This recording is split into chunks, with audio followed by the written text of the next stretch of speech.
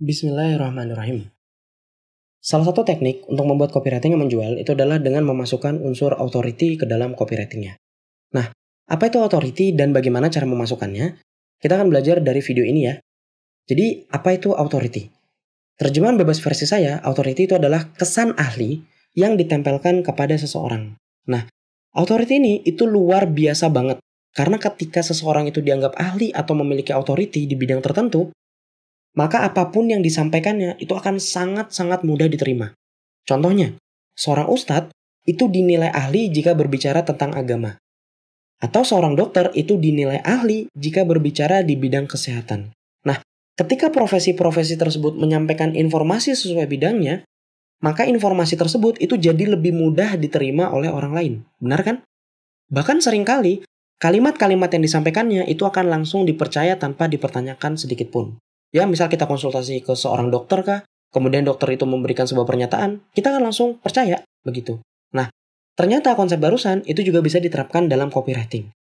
Jadi, jika kita mencantumkan authority dalam copywriting kita, maka itu bisa membuat orang lain jadi semakin percaya dan yakin dengan yang coba kita sampaikan. Oke, bisa nangkap ya logikanya? Nah, pertanyaannya, bagaimana cara mencantumkan authority ini dalam copywriting? Jadi dalam praktiknya, Anda bisa gunakan authority diri sendiri atau authority milik orang lain. Authority diri sendiri artinya Anda dianggap ahli di satu bidang oleh orang lain. Nah, jika Anda memasarkan produk di bidang tersebut, maka Anda bisa memasukkan pendapat Anda dalam copywriting. Begitu. Jadi Anda dianggap ahli dalam suatu bidang, ya Anda bicara. Menyampaikan sebuah pernyataan yang berhubungan dengan bidangnya. Begitu.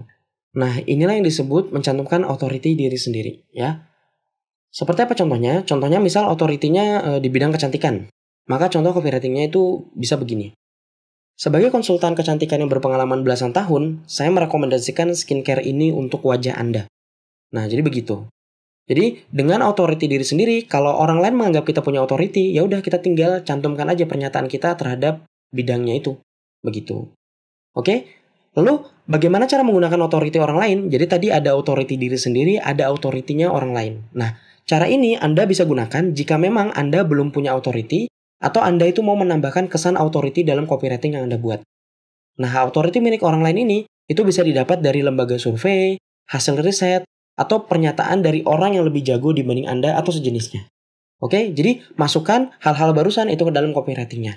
Nah, tips tambahan untuk cara yang satu ini, jika pakai authority-nya milik orang lain, pastikan pembaca copywriting Anda itu kenal kapabilitas atau kehebatan orang tersebut atau orang yang disebutkan.